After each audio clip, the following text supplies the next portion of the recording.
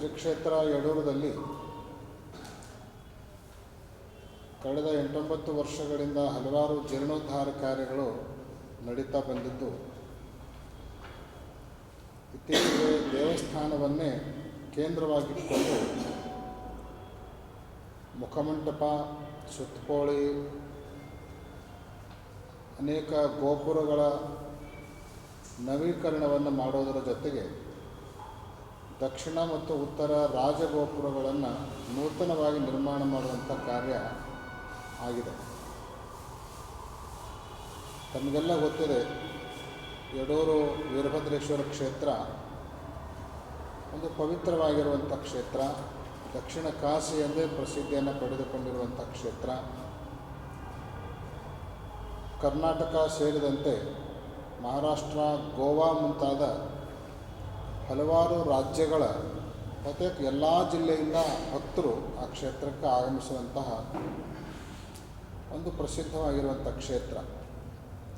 ಕಾರಣಾಂತರಗಳಿಂದ ಜೀರ್ಣೋದ್ಧಾರ ಆಗದೆ ನೆನೆಗುದಿಗೆ ಬಿದ್ದಿತ್ತು. ಈಗ ಸುಮಾರು 15-20 ವರ್ಷಗಳಿಂದ ಸಾಕಷ್ಟು ವಿಕಾಸ ಕಾರ್ಯಗಳು ನಡೆದು ಈಗ ದೇವಸ್ಥಾನವನ್ನೇ ಕೇಂದ್ರವಾಗಿಟ್ಟುಕೊಂಡು ಅಭಿವೃದ್ಧಿ ಕಾರ್ಯಗಳನ್ನು ಸಂಪನ್ನಗೊಳಿಸಲಾಗಿದೆ. ಆ ರಾಜಗೋಪುರಗಳ ಲೋಕಾರ್ಪಣೆಯ ಸಂದರ್ಭದಲ್ಲಿ ವೇದ, ಆಗಮ ಮತ್ತು ವಾಸ್ತುಶಾಸ್ತ್ರ ಈ 3 ಸಿದ್ಧಾಂತಗಳ ಒಂದು ಸಂಕೀರ್ಣವಾದ ಧಾರ್ಮಿಕ ವಿಧಿ ಅದು ಮಹಾಕುಂಭಾಭಿಷೇಕ. ಅದನ್ನು ಯಾವಾಗ ಮಾಡಲಾಗುತ್ತೆ ಅಂದರೆ, ಸಾಮಾನ್ಯವಾಗಿ 12 ವರ್ಷಕ್ಕೂ ಮಾಡುವಂಥ ಪದ್ಧತಿ ಆಗಮ ಶಾಸ್ತ್ರದ ಪ್ರಕಾರ, ಅಥವಾ ವ್ಯಾಪಕವಾಗಿ ದೇವಸ್ಥಾನದಲ್ಲಿ ಏನಾದರೂ ಜೀರ್ಣೋದ್ಧಾರ ಆಯಿತು ಅಂದರೆ ಆವಾಗೂ ಮಾಡುವಂಥ ವಿಧಿ ಇದೆ. ಜೊತೆಗೆ ಏನಾದರೂ ಅಹಿತಕರವಾದ ಘಟನೆಗಳು, ಅನಾಹುತಗಳು ದೇವಸ್ಥಾನದಲ್ಲಿ ಸಂಭವಿಸೋದು ಅಂದರೆ ಆ ಸಂದರ್ಭದಲ್ಲಿಯೂ ಕೂಡ ಮಹಾಕುಂಭಾಭಿಷೇಕವನ್ನು ಮಾಡುವಂಥ ಪದ್ಧತಿ ಇದೆ. ಈಗ ವ್ಯಾಪಕವಾಗಿ ಜೀರ್ಣೋದ್ಧಾರ ನಡೆದಿರುವಂಥ ಈ ಸಂದರ್ಭದಲ್ಲಿ ಮಹಾಕುಂಭಾಭಿಷೇಕವನ್ನು ನೆರವೇರಿಸುವಂಥ ಯೋಜನೆಯನ್ನು ನಾವು ಹಾಕಿಕೊಂಡಿದ್ದೇವೆ. ಬಹುತೇಕ ಬೇರೆ ಬೇರೆ ಆಂಧ್ರ, ತಮಿಳು, ಕೇರಳ ಈ ಭಾಗದಲ್ಲಿ ಕುಂಭಾಭಿಷೇಕದ ಹೆಸರನ್ನು ನಾವು ಕೇಳ್ತೀವಿ. ಆದರೆ ಕರ್ನಾಟಕಕ್ಕೆ ಇದು ಹೊಸದು. ಆದರೆ ಆಗಮಶಾಸ್ತ್ರದ ಪ್ರಕಾರ ಇದನ್ನು ಮಾಡಬೇಕು. ಅದನ್ನು ಮಾಡೋಣದರಿಂದ ದೇವಸ್ಥಾನದಲ್ಲಿರುವಂಥ ಒಂದು ದೈವಿ ಶಕ್ತಿ ವೃದ್ಧಿಗೊಳ್ಳೋದ್ರ ಜೊತೆಗೆ ಆ ದೇವರಲ್ಲಿರುವಂತಹ ದೇವತಾ ಮೂರ್ತಿಗಳಲ್ಲಿರುವಂತಹ ಲೋಕ ಕಲ್ಯಾಣಕಾರಕ ಶಕ್ತಿ ಏನಿರುತ್ತಲ್ಲ ಅದು ಕೂಡ ಸಾಕಷ್ಟು ವ್ಯಾಪಕಗೊಂಡು ಲೋಕ ಕಲ್ಯಾಣ ಉಂಟಾಗುತ್ತೆ ಅನ್ನುವಂಥದ್ದನ್ನು ಶಾಸ್ತ್ರದಲ್ಲಿ ಹೇಳಲಾಗಿದೆ. ಇಂತಹ ಮಹಾಕುಂಭಾಭಿಷೇಕವನ್ನು ಬರುವ ಮಾರ್ಚ್ 5 ಮತ್ತು 6ರಂದು ಹಮ್ಮಿಕೊಳ್ಳಲಾಗಿದೆ. ಶುಭ ಮುಹೂರ್ತವನ್ನು ನೋಡಿಕೊಂಡು ಈ ಮಹಾಕುಂಭಾಭಿಷೇಕವನ್ನು ಕೇವಲ ಒಂದು ಧಾರ್ಮಿಕ ವಿಧಿಯಾಗಿ ಮಾತ್ರ ಮಾಡಲಾರ್ದೇ ಇದನ್ನೊಂದು ಸಾಮಾಜಿಕರಣಗೊಳಿಸಬೇಕು. ಇದಕ್ಕೆ ಸಾಮಾಜಿಕವಾದ ಒಂದು ಸ್ಪರ್ಶವನ್ನು ಕೊಡಬೇಕು ಅನ್ನೋ ಉದ್ದೇಶವನ್ನು ಇಟ್ಕೊಂಡು ಅದರ ಪೂರ್ವಭಾವಿಯಾಗಿ ಸುಮಾರು 51 ದಿನಗಳ 10 ಹಲವು ಕಾರ್ಯಕ್ರಮಗಳನ್ನು ನಾವು ಆಯೋಜನೆ ಮಾಡಿಕೊಂಡಿದ್ದೀವಿ. ಅದರ ಪ್ರಮುಖ ಭಾಗವಾಗಿ ಇದೀಗ ಜಾತ್ರಾ ಮಹೋತ್ಸವ ಅಲ್ಲಿ ಪ್ರಾರಂಭವಾಗಿದೆ. 19ನೇ ತಾರೀಕಿಗೆ ಮಹಾರಥೋತ್ಸವ ನಡೆದು ಜಾತ್ರಾ ಮಹೋತ್ಸವ ಸಂಪೂರ್ಣಗೊಳ್ತದೆ. ಆಮೇಲೆ ಜನವರಿ 20ರಿಂದ ಫೆಬ್ರವರಿ 20ರವರೆಗೆ ಒಂದು ತಿಂಗಳ ಪರ್ಯಂತ ಬೆಳಗಾವಿ ಜಿಲ್ಲೆಯಾದ್ಯಂತ ಸಂಚಾರಿ ಧರ್ಮ ಜಾಗೃತಿ ಯಾತ್ರೆಯನ್ನು ನಾವು ಕೈಗೊಂಡಿದ್ದೇವೆ. ಇದರ ಸ್ವರೂಪ ಏನು ಅಂದರೆ, ಪ್ರತಿಯೊಂದು ಊರಿಗೂ ಕೂಡ ಬೆಳಗಾವಿ ಜಿಲ್ಲೆಯಲ್ಲಿ ಬರುವಂಥ ಅನೇಕ ತಾಲೂಕಾ, ಜಿಲ್ಲಾ ಮತ್ತು ಹೋಬಳಿ ಮುಂತಾದ ಅನೇಕ ಗ್ರಾಮಗಳನ್ನು ನಾವು ಆಯ್ಕೆ ಮಾಡಿಕೊಂಡು ಆ ಗ್ರಾಮಗಳಿಗೆ 5 ದಿನಗಳವಾಗಿರೋ ಒಂದು ಕಾರ್ಯಕ್ರಮವನ್ನು ನಿಗದಿ ಮಾಡಿ 3 ದಿನಗಳವರೆಗೆ, ಮೊದಲ 3 ದಿನಗಳವರೆಗೆ ಅನೇಕ ನುರಿತ ಮಠಾಧೀಶರು, ಶಾಸ್ತ್ರಿಗಳವರು ಹೋಗಿ ಆ ಊರಲ್ಲಿ ಬಿಡಾರು ಹೂಡಿ ಪ್ರವಚನವನ್ನು ನಡೆಸಿ ಓಣಿಗೆ ಮನೆ ಮನೆಗೆ ಭೇಟಿಯನ್ನು ಕೊಟ್ಟು ಭಕ್ತರಿಗೆ ಧರ್ಮದ ದಾರಿಯಲ್ಲಿ ನಡೆಯಲಿಕ್ಕೆ ಪ್ರೇರಣೆಯನ್ನು ಕೊಡೋದು, ಧರ್ಮದ ದೀಕ್ಷೆಯನ್ನು ಪಡೆದುಕೊಳ್ಳೋದಕ್ಕೆ ಅವರಿಗೆ ಪ್ರೋತ್ಸಾಹವನ್ನು ಕೊಡೋದು ಮಾಡಿ 3 ದಿನಗಳ ಕಾಲ ಸಂಘಟನೆಯನ್ನು ಮಾಡ್ತಾರೆ. 4ನೇ ದಿನ ಸ್ವತಃ ಜಗದ್ಗುರುಗಳವರೇ ಆ ಕಾರ್ಯಕ್ರಮಕ್ಕೆ ದಯಮಾಡಿಸಿ ಅವರೆಲ್ಲರಿಗೂ ಕೂಡ ಆಶೀರ್ವಚನವನ್ನು ನೀಡಿ ಧರ್ಮದ ದಾರಿಯಲ್ಲಿ ಸಾಗೋದಕ್ಕೆ ಅವರಿಗೆ ಒಂದು ಕರೆಯನ್ನು ಕೊಡುವಂತಹ ಕಾರ್ಯಕ್ರಮ. ಜೊತೆಗೆ 5ನೇ ದಿನ ಉಚಿತ ಸಾಮೂಹಿಕವಾಗಿರುವಂಥ ಲಿಂಗ ದೀಕ್ಷೆಯನ್ನು ಎಲ್ಲ ಭಕ್ತರಿಗೆ ಕೊಡಮಾಡಿ ವೀರಭದ್ರೇಶ್ವರ ಕ್ಷೇತ್ರದಲ್ಲಿ ನಡೆಯುವಂಥ ಈ ಕಾರ್ಯಕ್ಕೆ ತಾವೆಲ್ಲ ಬರಬೇಕು ಅನ್ನುವಂಥ ಕರೆಯನ್ನು ಭಕ್ತರಿಗೆ ಕೊಡಮಾಡೋದರ ಜೊತೆಗೆ ಭದ್ರಕಾಳಿ ವೀರಭದ್ರೇಶ್ವರ ತುಲಾಭಾರವನ್ನು ಕೂಡ ಪ್ರತಿ ಗ್ರಾಮಗಳಲ್ಲಿ ಆಯೋಜನೆ ಮಾಡುವಂಥ ಒಂದು ವಿಶಿಷ್ಟವಾದ ಕಾರ್ಯಕ್ರಮ ಇದೆ. ಹೀಗೆ ಒಂದು 5 ದಿನಗಳ ಪ್ಯಾಕೇಜನ್ನು ಪ್ರತಿಯೊಂದು ಊರಿಗೂ ನಿಗದಿ ಮಾಡಿಕೊಂಡು ಜನವರಿ 20ರಿಂದ ಫೆಬ್ರವರಿ 20ರವರೆಗೆ ಅನೇಕ ತಾಲೂಕಾ ಕೇಂದ್ರ ಮತ್ತು ಹೋಬಳಿ ಕೇಂದ್ರ ವೀರಭದ್ರೇಶ್ವರನ ಭಕ್ತರ ಸಂಪರ್ಕ ಇರುವಂಥ ಗ್ರಾಮ ನಗರಗಳನ್ನು ಆಯ್ಕೆ ಮಾಡಿಕೊಂಡು ಈ ಧರ್ಮ ಜಾಗೃತಿ ಯಾತ್ರೆಯನ್ನು ನಾವು ಸಂಪನ್ನಗೊಳಿಸ್ತಾ ಇದ್ದೇವೆ. ಈ ಧರ್ಮ ಜಾಗೃತಿ ಯಾತ್ರೆ ಬರುವ 20ನೇ ತಾರೀಕಿನ ದಿನ ಸಂಜೆ 5 ಗಂಟೆಗೆ ಬೆಳಗಾವಿ ಜಿಲ್ಲಾ ಕೇಂದ್ರದಿಂದಲೇ ಪ್ರಾರಂಭವಾಗುತ್ತದೆ. ಈ ಸಮಾರಂಭ ಪ್ರಾರಂಭದಲ್ಲಿ ರಾಣಿ ಚೆನ್ನಮ್ಮ ವೃತ್ತದಿಂದ ಗಾಂಧಿ ಭವನದವರೆಗೆ ಒಂದು ಸದ್ಭಾವನಾ ಪಾದಯಾತ್ರೆಯನ್ನು ಜರುಗಿಸಿ ಭದ್ರಕಾಳಿ ವೀರಭದ್ರೇಶ್ವರರ ಉತ್ಸವವನ್ನು ನಡೆಸಿ ಆ ನಂತರ ಉದ್ಘಾಟನಾ ಸಮಾರಂಭವನ್ನು ನೆರವೇರಿಸಲಾಗುತ್ತೆ. ಈ ಸದ್ಭಾವನಾ ಪಾದಯಾತ್ರೆಯಲ್ಲಿ ಉತ್ಸವದಲ್ಲಿ ಬೆಳಗಾವಿ ಜಿಲ್ಲೆಯಲ್ಲಿ ಬರುವಂತಹ ಎಲ್ಲ ಮಠಾಧೀಶರು ಮತ್ತು ಸಚಿವರು, ಮಾಜಿ ಸಚಿವರು, ಶಾಸಕರು, ಸಂಸದರು ಸೇರಿದಂತೆ ಅನೇಕ ಜನ ಗಣ್ಯರು ಇದರಲ್ಲಿ ಪಾಲ್ಗೊಳ್ಳಲಿದ್ದಾರೆ. ಲೋಕ ಕಲ್ಯಾಣದ ಉದ್ದೇಶದಿಂದ ನಡೆಯುವಂತಹ ಈ ಧರ್ಮ ಜಾಗೃತಿ ಕಾರ್ಯಕ್ರಮ ದೇವತಾ ಕಲ್ಯಾಣದೊಂದಿಗೆ ಪ್ರಾರಂಭ ಆಗಬೇಕು ಅನ್ನೋ ಉದ್ದೇಶವನ್ನು ಇಟ್ಕೊಂಡು ಧರ್ಮ ಜಾಗೃತಿ ಯಶಸ್ವಿ ಆಗೋದಕ್ಕೆ ದೇವತಾ ಆಶೀರ್ವಾದನೂ ಕೂಡ ಲಭಿಸಬೇಕು ಅನ್ನೋ ಉದ್ದೇಶವನ್ನು ಇಟ್ಕೊಂಡು ಈ ಉದ್ಘಾಟನೆಯ ಸಂದರ್ಭದಲ್ಲಿಯೇ ಗಾಂಧಿ ಭವನದಲ್ಲಿ ಭದ್ರಕಾಳಿ ವೀರಭದ್ರೇಶ್ವರರ ಕಲ್ಯಾಣೋತ್ಸವವನ್ನು ಕೂಡ ಆಯೋಜಿಸುವಂತಹ ಯೋಜನೆಯನ್ನು ನಾವು ಹಾಕ್ಕೊಂಡಿದ್ದೇವೆ. ಇದು 20ನೇ ತಾರೀಕಿನ ದಿವಸ ನಡೆಯುವಂಥ ಕಾರ್ಯಕ್ರಮ. ಆಮೇಲೆ ಮರುದಿನ ಬೆಳಗ್ಗೆ 21ನೇ ತಾರೀಕಿನ ದಿವಸ ಉಚಿತ ಸಾಮೂಹಿಕ ಲಿಂಗ ದೀಕ್ಷೆಯನ್ನು ಈ ಭಾಗದ ಎಲ್ಲ ಜನರಿಗೆ ನೀಡುವಂಥ ಕಾರ್ಯಕ್ರಮ ಇರುತ್ತೆ. ಈ 2 ದಿನಗಳ ಕಾರ್ಯಕ್ರಮದಲ್ಲಿ ಬಂದಿರುವಂಥ ಭಕ್ತರಿಗೆ ಪ್ರಸಾದ ವ್ಯವಸ್ಥೆಯನ್ನು ಕೂಡ ಮಾಡಲಾಗಿದೆ. ಈ ಕಾರ್ಯಕ್ರಮವನ್ನು ಈ ಭಾಗದ ಸಚಿವರಾಗಿರುವಂತಹ ಲಕ್ಷ್ಮೀ ಹೆಬ್ಬಾಳ್ಕರ್ ಅವರು ಉದ್ಘಾಟನೆ ಮಾಡಲಿದ್ದಾರೆ. ಎ.ಬಿ. ಪಾಟೀಲ್ರವರು ಮಾಜಿ ಸಚಿವರು ಸಮಾರಂಭದ ಅಧ್ಯಕ್ಷತೆಯನ್ನು ವಹಿಸಿಕೊಳ್ಳಲಿದ್ದಾರೆ. ಸತೀಶ್ ಜಾರಕಿಹೊಳಿ ಮುಂತಾಗಿರುವಂತಹ ಸಚಿವರು, ರಾಜಕೀಯ ಧುರೀಣರು ಈ ಕಾರ್ಯಕ್ರಮದಲ್ಲಿ ಪಾಲ್ಗೊಳ್ಳಲಿದ್ದಾರೆ. ಆಮೇಲೆ ಅನೇಕ ಮಠಾಧೀಶರು, ಈಗಾಗಲೇ ಹೇಳಿದಂತೆ ಜಿಲ್ಲೆಯಲ್ಲಿ ಬರುವಂತಹ ಎಲ್ಲ ಮಠಾಧೀಶರು ಈ ಕಾರ್ಯಕ್ರಮದಲ್ಲಿ ಪಾಲ್ಗೊಳ್ಳುವಂತಹ ಒಂದು ನಿರೀಕ್ಷೆ ಇದೆ. ಈ ಕಾರ್ಯಕ್ರಮದ ಜೊತೆಗೆ 20ರಿಂದ ಉದ್ಘಾಟನೆಗೊಳ್ಳುವಂಥ ಈ ಕಾರ್ಯಕ್ರಮದ ನಂತರ 21ರಿಂದ ಮುಂದೆ ಬೈಲಹೊಂಗಲ, ಸವದತ್ತಿ, ಗೋಕಾಕು, ಸಂಕೇಶ್ವರ ಹೀಗೆ ಅನೇಕ ಗ್ರಾಮಗಳನ್ನು ಸಂಚರಿಸ್ತಾ ಫೆಬ್ರವರಿ 20ರವರೆಗೆ ಈ ಧರ್ಮ ಜಾಗೃತಿ ಯಾತ್ರೆ ಸಂಪನ್ನಗೊಳ್ತದೆ. ಅದಾದ ನಂತರ ಶ್ರೀ ಕ್ಷೇತ್ರ ಯಡೂರದಲ್ಲಿ ದಾನಮ್ಮ ದೇವಿಯ ಪುರಾಣವನ್ನು ಹಮ್ಮಿಕೊಂಡು ಮಾರ್ಚ್ 1ರಿಂದ ಮಾರ್ಚ್ 6ರವರೆಗೆ ವಿಶೇಷ ಕಾರ್ಯಕ್ರಮಗಳನ್ನು ಈ ಹಿನ್ನೆಲೆಯಲ್ಲಿ ಹಮ್ಮಿಕೊಳ್ಳಲಾಗಿದೆ. ಒಟ್ಟಾರೆಯಾಗಿ ದಿನಾಂಕ ಮಾರ್ಚ್ 5 ಮತ್ತು 6ರಂದು ಈ ಮಹಾಕುಂಭಾಭಿಷೇಕ ಜರುಗಲಿದ್ದು ಅದರ ಪೂರ್ವಭಾವವಾಗಿ ಈ ಎಲ್ಲ ಕಾರ್ಯಕ್ರಮಗಳನ್ನು ಹಮ್ಮಿಕೊಳ್ಳಲಾಗಿದೆ.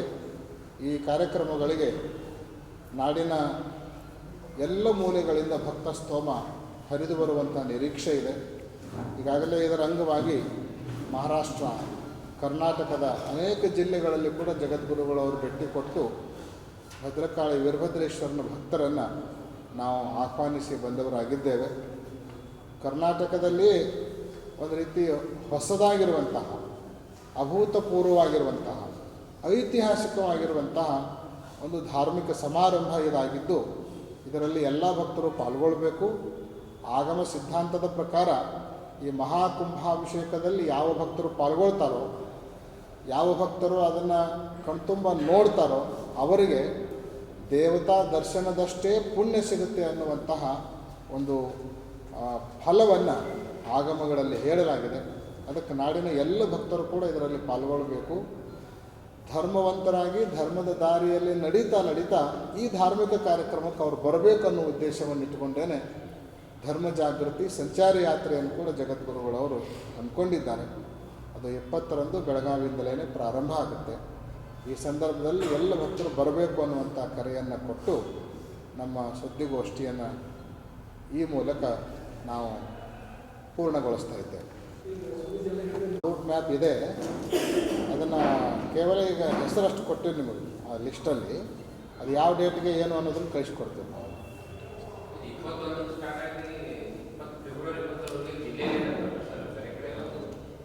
ಈ ಜಿಲ್ಲೆಯಾದ್ಯಂತ, ಬೆಳಗಾವಿ ಜಿಲ್ಲೆಯಾದ್ಯಂತ.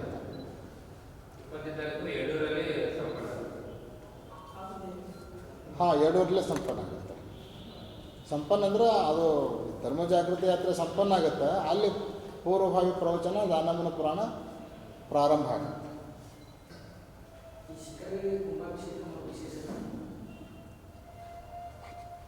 ಈಗಾಗಲೇ ಹೇಳಿದಂತೆ ಸಾಮಾನ್ಯವಾಗಿ ಹಿಂದೂ ದೇವಾಲಯಗಳಲ್ಲಿ ಪ್ರತಿ 12 ವರ್ಷಕ್ಕೊಮ್ಮೆ ಈ ಮಹಾಕುಂಭಾಭಿಷೇಕವನ್ನು ನೆರವೇರಿಸಬೇಕು ಅನ್ನುವಂಥದ್ದು ಒಂದು ವಿಧಿ. ಒಂದು ವೇಳೆ ಅವಾಗ ಮಾಡಲಿಕ್ಕೆ ಆಗಲಿಲ್ಲ ಅಂದ್ರೆ ಯಾವಾಗ ದೇವಸ್ಥಾನದ ಜೀರ್ಣೋದ್ಧಾರ ಮಾಡ್ತೀವಲ್ಲ, ವ್ಯಾಪಕವಾಗಿರುವಂಥ ಜೀರ್ಣೋದ್ಧಾರ, ಸುಮ್ಮನೆ ಒಂದು ಸಣ್ಣ ಕಲ್ಲಿಟ್ವಿ ತೆಗೆದ್ವಿ ಅದಲ್ಲ, ಆಮೂಲಾಗ್ರವಾಗಿರುವಂಥ ಜೀರ್ಣೋದ್ಧಾರವನ್ನು ಯಾವಾಗ ನಾವು ಮಾಡ್ತೀವೋ ಆ ಸಂದರ್ಭದಲ್ಲಿ ವಿಶೇಷವಾಗಿ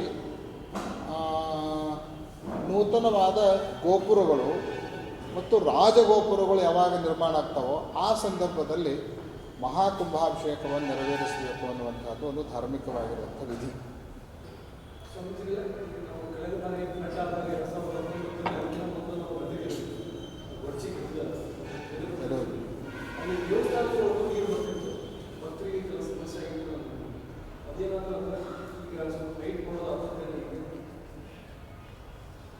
ಆ್ಯಕ್ಚುಲಿ ಅದು ಪೌರಾಣಿಕ ಹಿನ್ನೆಲೆಯ ಪ್ರಕಾರ ದಕ್ಷಬ್ರಹ್ಮ ಯಜ್ಞ ಮಾಡಿರುವಂಥ ಸ್ಥಳವೇ ಯಡೂರು ಅನ್ನುವಂತಹ ಐತಿಹ್ಯ ಆ ಕ್ಷೇತ್ರದ ಹಿನ್ನೆಲೆಯಲ್ಲಿದೆ. ಆ ಕಾರಣಕ್ಕಾಗಿಯೇ ಈಗಲೂ ಕೂಡ ಆ ದೇವಸ್ಥಾನ ಯಜ್ಞಕುಂಡದ ಆಕೃತಿಯಲ್ಲೇ ನಮಗೆ ನೋಡಲಿಕ್ಕೆ ಸಿಗ್ತದೆ. ಸಾಮಾನ್ಯವಾಗಿ ಯಜ್ಞಕುಂಡವನ್ನು ತೆಗ್ಗಿನಲ್ಲೇ ಮಾಡಿರ್ತಾನೆ. ದಕ್ಷಬ್ರಹ್ಮ ಇಲ್ಲೇ ಯಜ್ಞವನ್ನು ನಡೆಸಿದ್ದ. ನಾವು ನಿಮಗೆ ಆಶ್ಚರ್ಯ ಅನ್ನಿಸ್ಬೋದು, ಆ ಗರ್ಭಾಲಯದ ಸುತ್ತಮುತ್ತ ಸುತ್ತಪೋಳಿ ಅಂತಿದೆ. ಆ ಪೋಳಿಯನ್ನು ನಾವೆಲ್ಲ ಎಸ್ಕ್ಯಾವೇಷನ್ ಮಾಡಿ ತೆಗೆದು ಹಾಕೋ ಕಾಲಕ್ಕೆ ಭಾಳಷ್ಟು ಆಳವಾಗಿ ನಾವು ಎಸ್ಕ್ಯಾವೇಷನ್ ಮಾಡಿದ್ದೀವಿ. ಸಾಮಾನ್ಯವಾಗಿ ತೆಗೆದಂತೆ ಮಣ್ಣು ಹೊರಡಬೇಕು, ಇಲ್ಲ ಕಲ್ಲು ಬರಬೇಕು, ಗರಸು ಬರಬೇಕು. ಆ ದೇವಸ್ಥಾನದ ಸುತ್ತಮುತ್ತ ನಾವು ಎಸ್ಕ್ಯಾವೇಷನ್ ಮಾಡಿದಂಗೆ ಕೆಳಗೆ ಹೋದಂಗೆ ಬೂದಿ ಸಿಕ್ತು ನಮಗೆ. ಬೂದಿ ಸಿಕ್ಕಿದ್ದು ಸಾಕ್ಷಿ ಏನು ಅಂದ್ರೆ ಒಂದು ಕಾಲಕ್ಕೆ ಅಲ್ಲಿ ಯಜ್ಞ ನಡೆದಿರುವಂತಹದ್ದು ಸತ್ಯ ಅನ್ನೋದಕ್ಕೆ ಅದು ಒಂದು ಪುರಾವೆ. ಅದನ್ನು ಪ್ರತ್ಯಕ್ಷ ನಮ್ಮ ಕಣ್ಣಿಂದ ನೋಡಿದ್ದೇವೆ. ಆ ಹಿನ್ನೆಲೆ ಅದು ತೆಗ್ಗಿನಲ್ಲೇ ಇರೋಣದರಿಂದ ಫ್ಲಡ್ ಬಂದಾಗ ಸಹಜವಾಗಿ ಮೊದಲು ಗುಡ್ಯಾಗ ಬರುತ್ತಾ, ಆಮೇಲೆ ನೀರು ಊರೊಳಗೆ ಬರುವಂಥದ್ದು. ಇನ್ನು ಅದು ಬರಲಾರ್ದಂಗೆ ಏನಾದರೂ ಮಾಡಬೇಕು ಅಂತ ಯೋಜನೆ ಹಾಕೋದಾದ್ರೆ ಕೂಡಲ ಸಂಗಮದಲ್ಲಿ ಹೆಂಗೆ ಮಾಡಿರಲ್ಲ ಆ ರೀತಿ ಅದನ್ನು ಮಾಡಿ ಉಳಿಸ್ಕೊಳ್ಬೇಕೆ ಹೊರತು ಅದನ್ನು ಎತ್ತರದಲ್ಲಿ ತೊಗೊಂಡು ಮೇಲೆ ತೊಗೊಂಡು ಕಟ್ಟಲಿಕ್ಕೆ ಒತ್ತಕ್ಕೆ ಸಾಧ್ಯ ಆಗದೇ ಇರುವಂಥ ಸಂಗತಿ.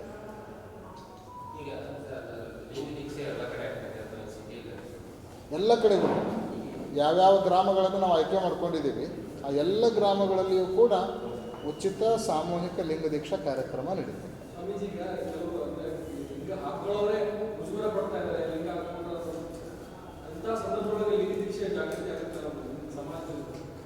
ಅದ ಉದ್ದೇಶದಲ್ಲಿ ನಾವು ಸಣ್ಣ ಪುಟ್ಟ ಪ್ರಾರಂಭವನ್ನು ಮಾಡಿದ್ದೇವೆ. ಯಾಕಂದರೆ ಒಂದು ತಿಂಗಳಲ್ಲಿ ಇದು ಮುಗಿಯೋದಿಲ್ಲ ಅನ್ನೋ ಕಾರಣಕ್ಕಾಗಿ ಅನೇಕ ಗ್ರಾಮಗಳಲ್ಲಿ ಮುಂಚೆಯೂ ಕೂಡ ನಾವು ಮಾಡ್ಕೊಂಡು ಹೋಗುವಂಥ ಪ್ರಯತ್ನವನ್ನು ಮಾಡಿದ್ದೇವೆ. ಕೆಲವು ಕಡೆಗೆ 900, 600, 800, 400, 500 ಹೀಗೆಲ್ಲ ಭಕ್ತರು ಉತ್ಸಾಹದಿಂದ ಬರ್ತಾ ಇದ್ದಾರೆ. ಭಕ್ತರಿಗೆ ಮನವರಿಕೆ ಮಾಡಿಕೊಡ್ಬೇಕಾಗಿರುವಂಥ ಅವಶ್ಯಕತೆ ಇದೆ. ನಾವು ಮೇಲಿಂದ ಮೇಲೆ ಹೇಳ್ತಾ ಇರ್ತೀವಿ ಏನು ಅಂದರೆ, ಇವತ್ತು ಮಠಾಧೀಶರು ನಾವೆಲ್ಲ ಮಠ ಕಟ್ಟೋದು, ಶಿಕ್ಷಣ ಸಂಸ್ಥೆ ಕಟ್ಟೋದು, ಬರುವ ಭಕ್ತರಿಗೆ ಅನುಕೂಲತೆಗಾಗಿ ಬೇರೆ ಬೇರೆ ಕಟ್ಟಡಗಳನ್ನು ಕಟ್ಟೋದು ಇದೆಲ್ಲ ಸರಿ, ಅದನ್ನೆಲ್ಲ ಮಾಡಲೇಬೇಕು, ಕರ್ತವ್ಯ. ಅದರ ಜೊತೆಗೆ ಅದೆಲ್ಲಕ್ಕಿಂತಲೂ ದೊಡ್ಡ ಜವಾಬ್ದಾರಿ ಏನು ಅಂದರೆ ಎಲ್ಲರ ಕೊರಳ ಲಿಂಗ ಕಟ್ಟೋದು ಮಠಾಧೀಶರ ಪ್ರಮುಖವಾಗಿರುವಂಥ ಜವಾಬ್ದಾರಿ ಅಂತ ನಮ್ಮ ಅಭಿಪ್ರಾಯ. ಆ ಒಂದು ಕಾನ್ಸೆಪ್ಟ್ ಇಟ್ಕೊಂಡು ಇವತ್ತು ನಾವು ಒಂದು ಸಣ್ಣ ಪ್ರಯತ್ನವನ್ನು ಮಾಡಿದಾಗ ಭಕ್ತರು ಸಾಕಷ್ಟು ಅದಕ್ಕೆ ಸ್ಪಂದಿಸ್ತಾ ಇದ್ದಾರೆ. ಒಂದು ತಿಂಗಳು ಮುಗಿಯೋದ್ರೊಳಗನ ಒಂದು ಸುಮಾರು ಒಂದು 20-25 ಸಾವಿರ ಜನರಿಗೆ ಲಿಂಗ ದೀಕ್ಷೆಯನ್ನು ನಾವು ಕಟ್ತೇವೆ ಅನ್ನುವಂಥ ಒಂದು ನಿರೀಕ್ಷೆ ನಮ್ಮದಿದೆ.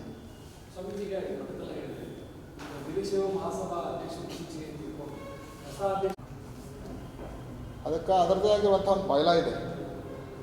ಆ ಬಯಲಾದ ಪ್ರಕಾರನೇ ಅದರ ನಿಯುಕ್ತಿ ಆಗ್ತದೆ. ಅದಕ್ಕೆ ಇದ್ದಂತೆ ಸದಸ್ಯರಿರಬೇಕು, ಇದೇ ಮೀಟಿಂಗ್ದೊಳಗನ ಅವ್ರನ್ನ ಆಯ್ಕೆ ಮಾಡಬೇಕು, ಅದಕ್ಕೆ ಇವರೇ ಮತ ಹಾಕಬೇಕು, ಇಂಥ ಎಲ್ಲ ರಿಸ್ಟ್ರಿಕ್ಷನ್ ಆ ಬಯಲಾದಲ್ಲಿದ್ದಾವೆ. ಅದರ ಪ್ರಕಾರ ಯಾರು ಅರ್ಹ ವ್ಯಕ್ತಿಗಳಿರ್ತಾರೋ ಅವರನ್ನು ಆಯ್ಕೆ ಮಾಡುವಂಥ ವ್ಯವಸ್ಥೆ ಮಹಾಸಭೆಯಲ್ಲಿ ಆಗುತ್ತೆ. ಈಗ ನಾವು ಯಾರನ್ನೋ ಹೇಳಿದೀವಿ ಅದಾಗಲಿಲ್ಲ, ಹಂಗೆ ಆಗೋದು ಬೇಡ. ಎಲ್ಲರೂ ನಮ್ಮವರೇ ಇರ್ತಾರೆ, ಒಳ್ಳೆಯವ್ರನ್ನ ಆಯ್ಕೆ ಮಾಡಿಕೊಂಡು ಸಕ್ರಿಯವಾಗಿ ಆ ಕಾರ್ಯ ನಡೀಬೇಕು ಅಂತ ನಾವು ಭಾವಿಸ್ತೀವಿ.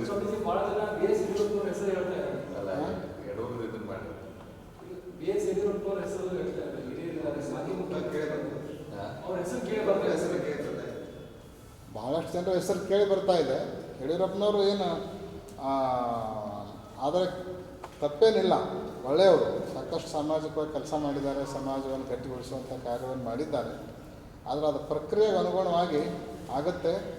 ಎಲ್ಲರೂ ಕೂಡ್ಕೊಂಡು ಒಂದು ಒಳ್ಳೆಯ ಆಯ್ಕೆಯನ್ನು ಮಾಡ್ತಾರೆ ಅನ್ನುವಂಥ ವಿಶ್ವಾಸ ನಮಗಿದೆ.